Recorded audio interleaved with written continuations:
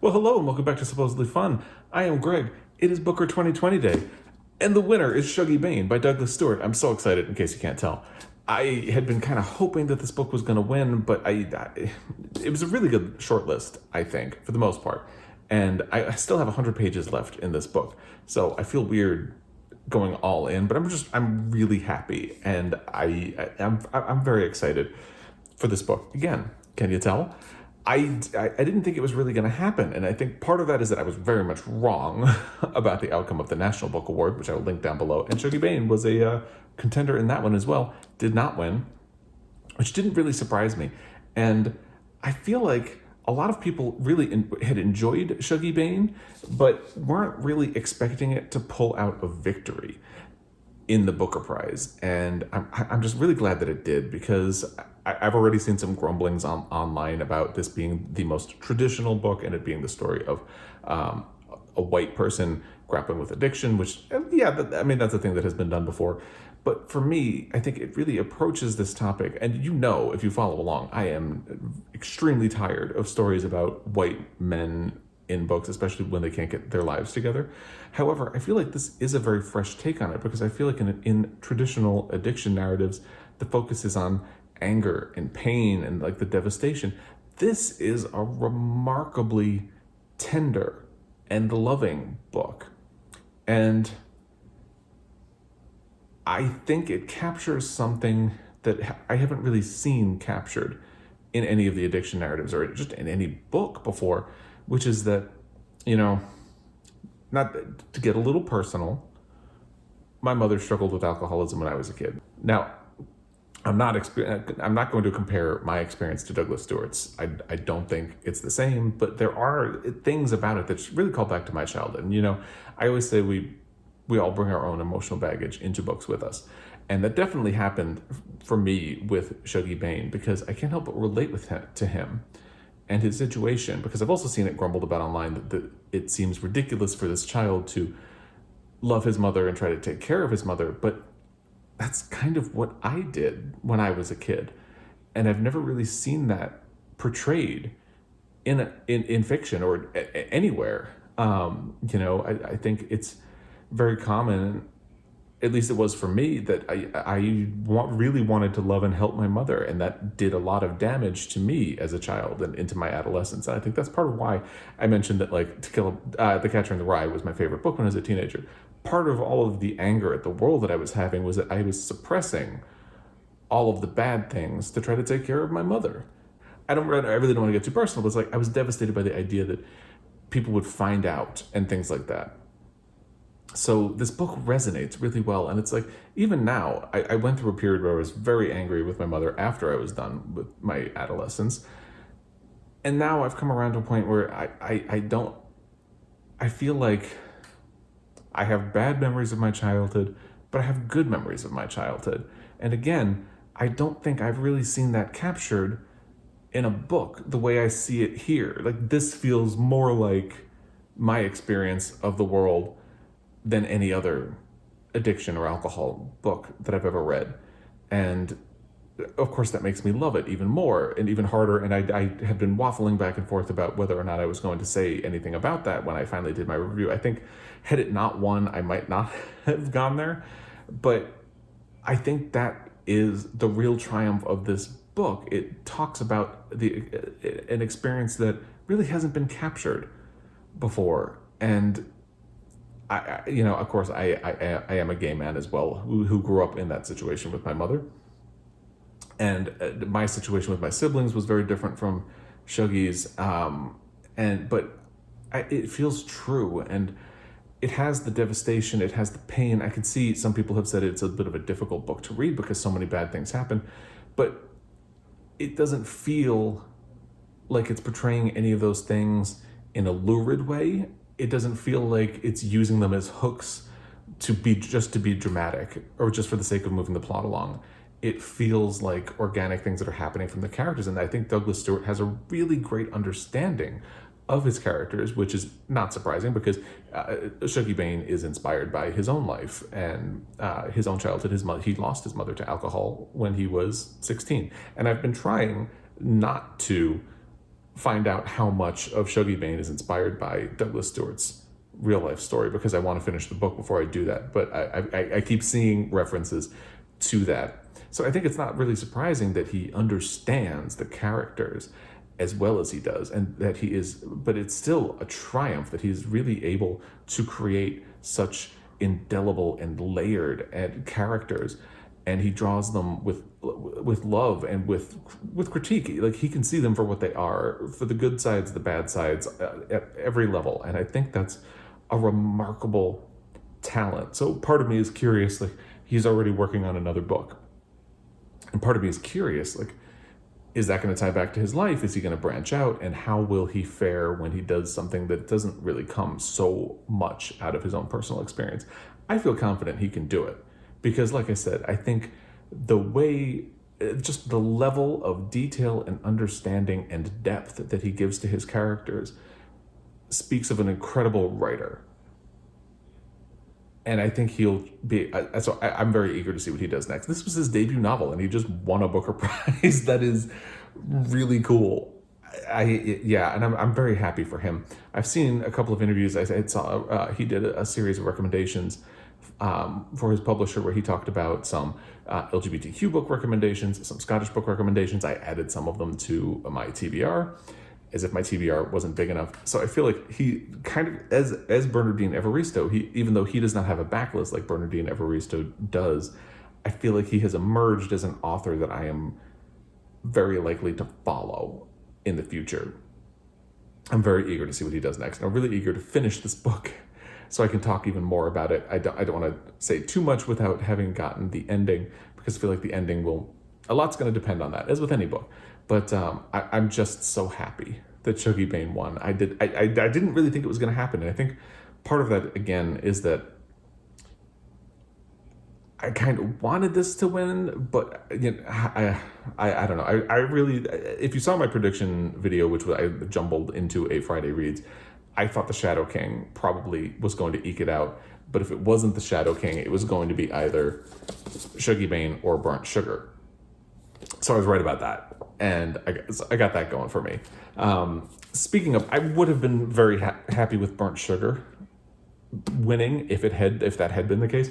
If you watch and follow along, you know I'm kind of stalled halfway through because I had a bit of a book slump. It wasn't necessarily a slump, but I was having a really hard time getting through books leading into the election, during the election, the week after the election, and all of that. So I was reading both of these at the same time, and I had to back burner one of them, and Shuggie Bain is a buddy read, so I kept going with that one. And I'm halfway through Burnt Sugar, and I really look forward to finishing it. I think it's another really great book, and I think it's interesting that there were two finalists that deal with toxic relationships to parents, but they deal with them in very different ways. And I talked more about that in my Friday Reads video, which I will link down below. So spoiler alert, I have a 3K Q&A book video coming out next week. I recorded it, but I'm saving it for next week because of Thanksgiving. So one of the questions was, are you able to tell books apart if you're reading them at the same time? And I talked a little bit in that about these two, because I was reading them at the same time. They are both about toxic relationships with parents, and yet they are extremely different in how they approach that topic and how they deal with it and how the plot progresses from there. So even though outwardly they seem like they deal with the same thing, they are very different, and it did make it easy when I was reading them at the same time to go along with that. So I think this really speaks to the fact that I know there are people who are very critical of the shortlist this year, especially because Hilary Mantel's The Mirror and the Light did not make the shortlist, which was shocking. But I think this seems like a really great bunch of books. Like I said, I'm halfway through Burnt Sugar. I was really enjoying it. I'm almost finished with Shuggie Bain. I love it. So I'm going to say it right now. I didn't want to say too much, but I keep saying stuff. I'm terrible at keeping secrets. Oh my God. Guys, Joel, my husband, makes fun of me because I can't keep a secret. I just can't. It's like a running joke with us. So anyway, if this pulls off the ending, it's going to be my second favorite book of the year. Possibly my first, but I think it's still going to be Song of Solomon. But I think this is supplanting Hamnet as my second favorite read of 2020. There's still time for that to change. But it seems like a pretty solid guess right now. So between those two, really good shortlist right now. They're the only ones I believe that I have read. Hang on, I have my shortlist in front of me.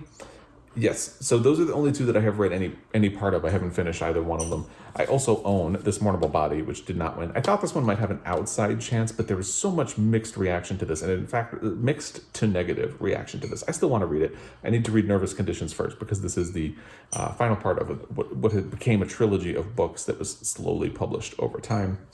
And I still want to read it, but I've heard many negative things about this book. I've heard a couple of positives, but mostly it's been negative. But the premise of it still sounds very interesting to me. And I thought if this one had won, I feel like it would have been for mostly political reasons. Tsitsi Dangarembga was arrested protesting this year. And I feel like there's an alternate universe where the Booker jury wanted to kind of throw some support her way and then would give her the win. But I feel like that was this book's best path to a victory, and it just wasn't going to happen. And I think it is probably wise that the Booker jury didn't want to decide a winner based on political reasons after what happened last year. If you're unfamiliar, I don't know where you've been for the last year, but they awarded the prize to two books last year. Girl, Woman, Other by Bernardine Evaristo, and not The Handmaid's Tale, The Testaments by Margaret Atwood, which was the sequel to The Handmaid's Tale. And it felt like they had deliberately stacked the deck so that The Testaments was always going to win no matter what. And for political reasons, it had to be included in the winner, and that's why there was a tie. So I think it's smart that this one ultimately didn't win. I'm still curious to read it. I have to read Nervous Conditions first, but it's a book that I'm really interested in and will be looking forward to. Then there's Real Life by Brandon Taylor. I've also heard wildly mixed things about this, but this one definitely trends positive, so it's kind of the opposite of this Mournable Body. This was, when I first heard about this book back in like January or maybe even late December of last year, it immediately jumped out to me as something that I really wanted to read in 2020, and I haven't gotten to it yet. But so it was published right as lockdowns were starting to hit, and I made sure I got a copy of it. Actually, no, Steve Donahue sent me a copy of it, so thank you, Steve. And but then otherwise I would have purchased it because I wanted to make sure that this book didn't get lost in all of that tumult and everything. And thankfully it has not, because it is a book that people have continued to talk about, and I feel like the conversation has only grown. There are people who don't like it. It's a novel about a black man who is gay, who goes to a largely white university, and it's about the discrimination that he faces. And a lot of people seem to acknowledge that kind of story is relevant, but don't necessarily like the writing. And it is a debut novel, but I follow Brandon Taylor on Twitter, and I think he's extremely funny. I think he has a really great observant wit, and that makes me even more excited to read this. I will not be getting to it until 2021, but this is something that I am do feel that my interest in this Mournable Body does kind of deteriorate over time as I keep hearing negative things about it. But despite the negative things I've heard about Real Life, my interest only really has grown over time. And I really want to get to it. And I will in 2021, I hope. It's dangerous for me to make promises, but we'll see. So those are the ones that I own. The other ones were The Shadow King by Maaza Mengiste, which I thought had a really good shot at winning. I've heard some negative things about it, but mostly positive. And I feel like, again, and I even mentioned this in my Friday Reads video, it would have been a sort of political choice to award Maaza Mengiste and The Shadow King the prize, because it talks about Italy invading Ethiopia in a part of history that people don't necessarily know a whole lot about. And